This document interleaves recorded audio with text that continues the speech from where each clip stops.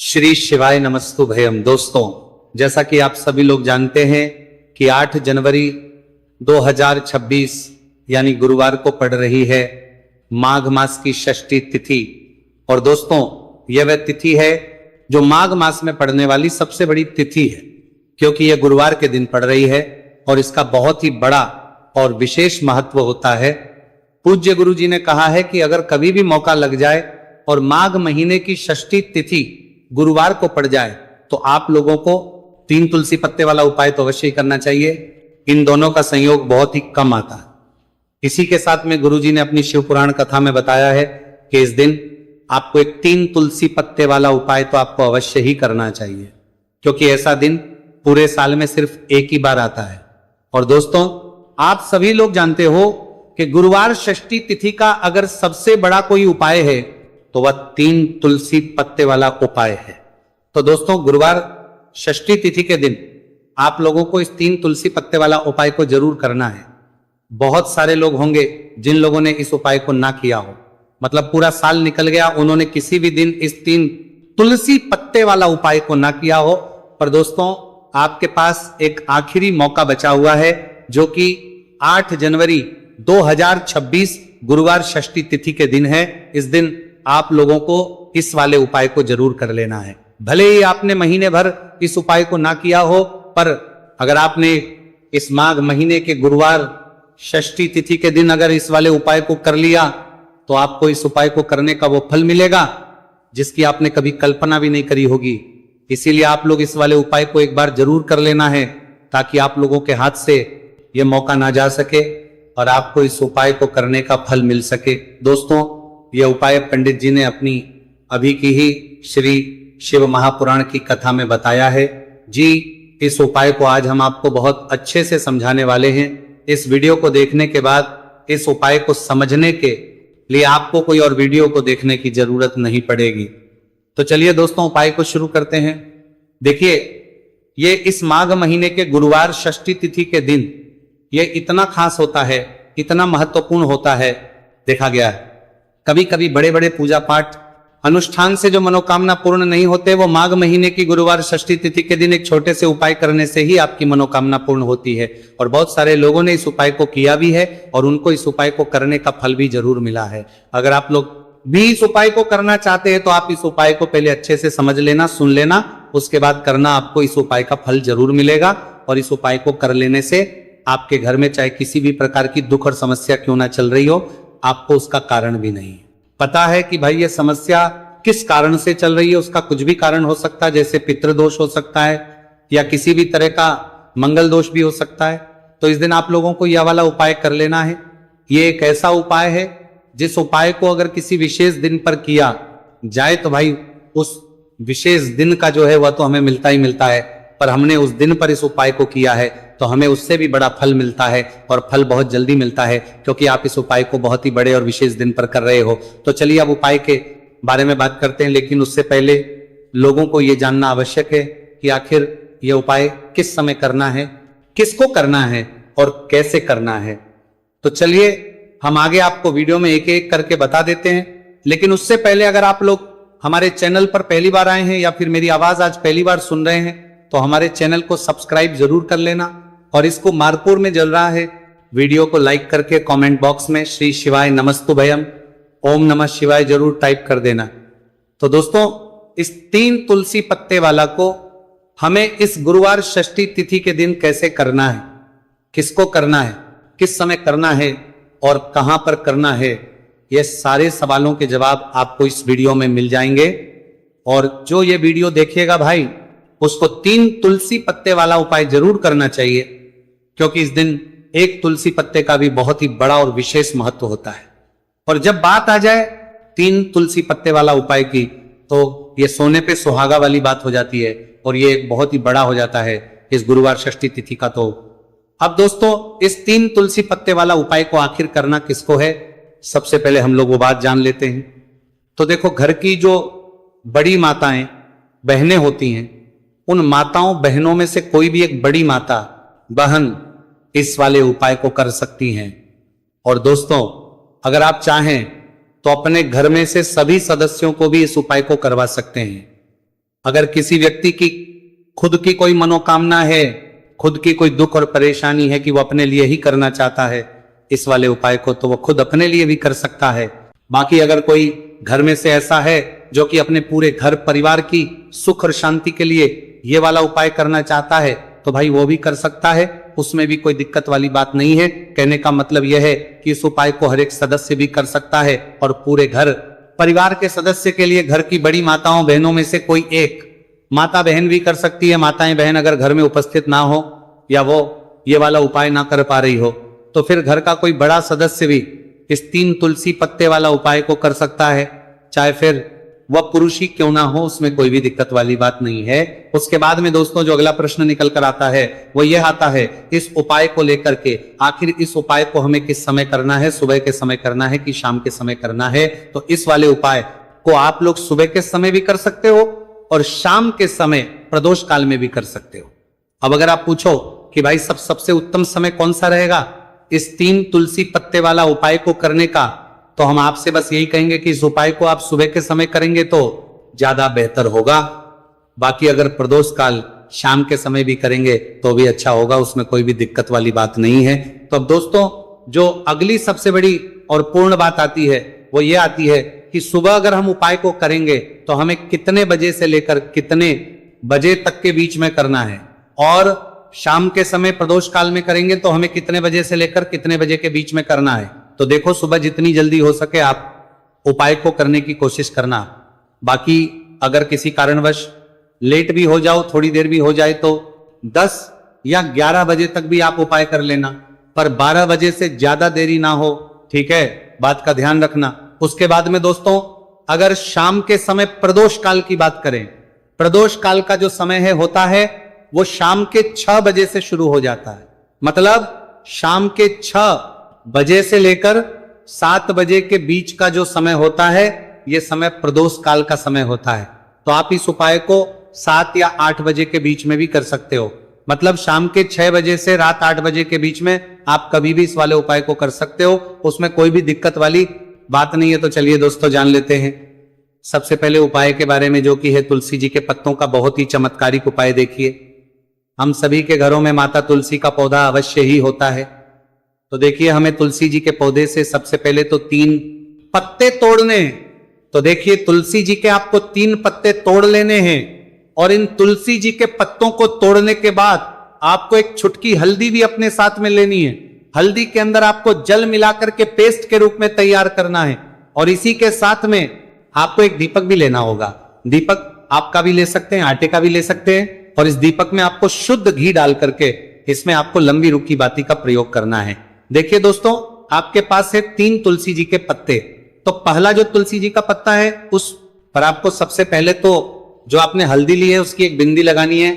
और पहला जो तुलसी जी का पत्ता है आपके घर में भगवान विष्णु का चाहे कोई सा भी स्वरूप हो, चाहे लड्डू को गोपाल जी का स्वरूप हो, या फिर भगवान कृष्ण की आपके मंदिर में प्रतिमा हो, या फिर भगवान श्री राम की प्रतिमा है, उनके सामने आपको पहला तुलसी जी का पत्ता अर्पित करना है। अब देखिए दोस्तों आपके पास जो 2 तुलसी जी के पत्ते हैं और आपके पास जो एक दीपक है, इन्हें आपको लेकर के पहुंचना है अपने ही घर में तुलसी जी के पौधे के पास में। देखिए सबसे पहले तो आपके पास जो 2 तुलसी जी के पत्ते हैं उन पर भी आपको हल्दी की एक एक बिंदी लगानी है, और उन दोनों ही जी के पत्तों को आपको अपने घर में तुलसी जी के पौधे के वहां पर ही अर्पित कर देने हैं। और इस प्रकार से ये दोनों पत्ते भी तुलसी जी के पौधे के पास में अर्पित करने के बाद अंत में जो आपके पास एक लंबी बाती का दीपक है, इसे आपको तुलसी जी के पौधे के पास में ही प्रज्वलित कर देना है। जो भी व्यक्ति अपने ही घर पर गुरुवार षष्ठी तिथि के दिन इस प्रकार से तुलसी जी के 3 पत्तों का ये उपाय कर लेता है तो उसका परिवार हमेशा खुश रहता है, उसके परिवार में कभी भी कोई भी संकट उत्पन्न नहीं होता है, और यदि आपके घर में जो भी ग्रह क्लेश है वो भी समाप्त होते हैं। तो इस प्रकार से आपको ये पहला उपाय करना है। अब दोस्तों हम जान लेते हैं दूसरे उपाय के बारे में। देखिए इस उपाय को करने के लिए भी आपको मात्र 1 लोटा शुद्ध जल लेना है तांबे के पात्र के अंदर, और इसी के साथ में आपको एक प्यारी सी और सुंदर सी बेलपत्र ले ली है। बेलपत्र है वह कहीं से भी खंडित नहीं होनी चाहिए, इस बात का ध्यान रखना है। बेलपत्र यदि आपको प्राप्त नहीं हो पाती है तो आप शिवलिंग पर चढ़ी हुई बेलपत्र को पुनः शुद्ध जल से धोकर के उसका उपयोग कर सकते हैं। देखिए, इस उपाय को आप सुबह से लेकर के शाम तक किसी भी समय में कर सकते हैं। देखिए, मंदिर पहुंचने के बाद सबसे पहले तो आपके पास जो अपनी हथेली में रखना है और आपको कुंडकेश्वर महादेव से प्रार्थना है कि मेरे शरीर में या फिर मेरे परिवार के सदस्य के शरीर में कोई भी भारी रोग हो चुका है जिसमें उसे आराम नहीं मिल पा रहा है, डॉक्टरों को लगातार दिखा रहे हैं, दवाओं का लगातार सेवन कर रहे हैं, लेकिन बीमारी में आराम नहीं मिल पा रहा है। हे मेरे कुंडकेश्वर महादेव, मुझे अपनी बीमारी में आराम दिलाने की कृपा करें। इस प्रकार से आपको कामना करते हुए ये जो एक बेलपत्र है, इसे आपको माता अशोक सुंदरी वाले स्थान पर अर्पित करनी है। देखिए, माता अशोक सुंदरी वाले स्थान पर जब भी आप ये बेलपत्र अर्पित करेंगे तो इसकी जो चिकनी साइड है वह शिवलिंग से स्पर्शलिंग करती है रहेगी, और इसको आपको इस प्रकार समर्पित करना है कि जो इसकी डंडी है वो शिवलिंग की तरफ रहेगी और इसका जो पट्टी वाला भाग है वो जलाधारी की ओर रहेगा। इस प्रकार से आपको यह एक बेलपत्री शिवलिंग पर अर्पित करनी है। इसके बाद आपके पास जो एक लोटा जल है उसे आपको सबसे पहले माता अशोक सुंदरी वाले स्थान पर अर्पित करना है। देखिए, आपको शिवलिंग के ऊपर जल अर्पित नहीं करना है, पूरा ही जल आपको धीरे धीरे जहां आपने बेलपत्र अर्पित की थी उसी के ऊपर आपको अर्पित करना है। जल को अर्पित करते समय लगातार आपको कुंडकेश्वर महादेव का स्मरण करते रहना है। देखिए, जैसे ये जल जलाधारी से होकर के बह करके आएगा तो इसे आपको थोड़ा सा किसी भी खाली पात्र में झेल ले और इस जल को आपको महादेव से यानी कि कुंकेश्वर महादेव से औषधि स्वर प्राप्त कर लेना है और इसे आपको अपने घर लेकर के आ जाना है। अब देखिए, इस जल का आपको आचमन करना है, या तो आप बीमार है तो आपको इस जल का आचमन करना है, या फिर घर का कोई भी सदस्य बीमार है तो उसे आपको कुंडकेश्वर महादेव का स्मरण करवाते हुए इस जल का आचमन करवा देना है। पूज्य गुरु जी ने बताया है कि जो भी व्यक्ति इस उपाय को 5 दिन 60 दिन इस प्रकार से कर लेता है तो उसकी जो बड़ी से बड़ी बीमारी है वह समाप्त होती है। देखिए, अब हम जान लेते तीसरे उपाय के बारे में। देखिए, ये जो उपाय है विशेषकर उन लोगों को करना चाहिए जो बहुत ही अधिक बीमार पड़ते हैं, यानी कि आपके घर में जितनी भी कमाई होती है वो सभी बीमारी में खर्च हो जाते हैं, या फिर आपके घर में ऐसा कोई भी व्यक्ति है जो बहुत अधिक गुस्सा करता है, जिससे बहुत ही अधिक क्लेश आता है, तो उसके लिए भी आप ये उपाय कर सकते हैं। तो देखिए, इस उपाय को करने के लिए आपको गिन करके गुड़ के 60 टुकड़े लेने हैं। गुड़ के आपको 7 टुकड़े लेने हैं। देखिए, आपके घर में जो व्यक्ति बहुत अधिक बीमार रहता है या फिर कोई व्यक्ति बहुत अधिक गुस्सा करता है तो आपको ये जो 7 गुड़ के टुकड़े हैं अपने सीधे हाथ में रखना है और उस व्यक्ति के ऊपर से आपको घड़ी की दिशा में 7 बार सर से लेकर के पैर तक उतार लेने हैं, यानी कि उस व्यक्ति के सर से लेकर के पैर तक आपको इन गुड़ के टुकड़ों को 7 बार घड़ी की दिशा में घुमा लेना है। अब देखिए, इन गुड़ के टुकड़ों को बार घुमाने के बाद आपको लेकर के सीधे पहुंचना है भगवान शिव के मंदिर में। आपके घर में यदि शिवलिंग है तो वहां पर भी आप इस उपाय को कर सकते हैं या फिर मंदिर में भी इस उपाय को कर सकते हैं। अब देखिए, आपके हाथ में जो 7 गुड़ के टुकड़े थे जिन्हें आप मंदिर लेकर के आए थे, उन्हें आपको शिवलिंग के ऊपर रखना नहीं है, केवल शिवलिंग के ऊपर आपको 7 बार घुमाना है। और जब भी आप ये गुड़ के टुकड़े घुमाएंगे तब आप कल्याण शवार महादेव का बहुत ही सुंदर सा नाम लेना है। गुड़ के टुकड़ों को इस प्रकार से घुमाने के बाद आपको महादेव से प्रार्थना करनी है कि हे मेरे महादेव, कि ये जो मेरे परिवार का व्यक्ति है बहुत अधिक बीमार रहता है, बहुत अधिक गुस्सा करता है, क्रोध करता है, हमेशा चिड़चिड़ा रहता है, आप इसकी इस प्रकार की जो समस्याएं हैं उन्हें दूर करें। और इसके बाद आपको ये जो गुड़ के टुकड़े हैं 7, इन्हें अपने घर लेकर के आ जाना है और एक एक गुड़ का टुकड़ा आपको प्रतिदिन जो व्यक्ति बीमार है या फिर जो बहुत अधिक गुस्सा करता है उसे खिला देना है। उस व्यक्ति का जो भी क्रोध है, गुस्सा है, वो हमेशा के लिए शांत हो जाएगा। इस प्रकार से आपको यह उपाय करना है। अब दोस्तों, हम जान लेते हैं चौथे विशेष और अंतिम उपाय के बारे में। देखिए, इस उपाय के लिए भी आपको मात्र 1 लोटा शुद्ध जल लेना है तांबे के पात्र के अंदर। अब देखिए, इसी के साथ में आपको 1 चुटकी हल्दी लेना है, आपको जो है वो पीसी हुई लेनी है और इस हल्दी के अंदर आपको थोड़ा सा जल मिला करके एक पेस्ट के रूप में तैयार कर लेना है। अब देखिए, इसी के साथ में आपको एक दीपक ले लेना है। दीपक आप चाहें तो मिट्टी का भी ले सकते हैं, शुद्ध आटा बनकर उसका भी दीपक तैयार कर सकते हैं। इस दीपक के अंदर आपको लंबी रुखी बाती का प्रयोग करना है और दीपक के अंदर आपको शुद्ध घी का प्रयोग करना है। इस प्रकार से आपको एक दीपक भी तैयार कर लेना है। देखिए, ये उपाय विशेषकर उन लोगों को करना है जिनकी कोई भी ऐसी मनोकामना है जो अभी तक परिपूर्ण नहीं हो पाई है। उन्होंने कई प्रकार के व्रत कर लिए हैं, कई प्रकार के उपाय कर लिए हैं, कई प्रकार के टोटके कर लिए हैं, मनोकामना परिपूर्ण नहीं हो पाई है। तो आपको ये उपाय इस गुरुवार के दिन करना है। देखिए, सबसे पहले तो आपने जो ये जितनी भी सामग्रियां ली हैं, इन सभी को लेकर के आपको पहुंचना है। बेलपत्र के वृक्ष नीचे देखिए, बेलपत्र के वृक्ष के नीचे जो मिट्टी होती है, सबसे पहले तो आपको वहां पर इस एक चुटकी हल्दी से स्वास्तिक का निर्माण करना है। अब देखिए, आपने जो ये हल्दी का स्वास्तिक बनाया है, इसी के ऊपर आपको जो एक दीपक है लंबी बाती का, उसे भी रख देना है। ध्यान रखिए, इस दीपक की जो बाती है उसका मुख आपको उत्तर दिशा की ओर रखना है।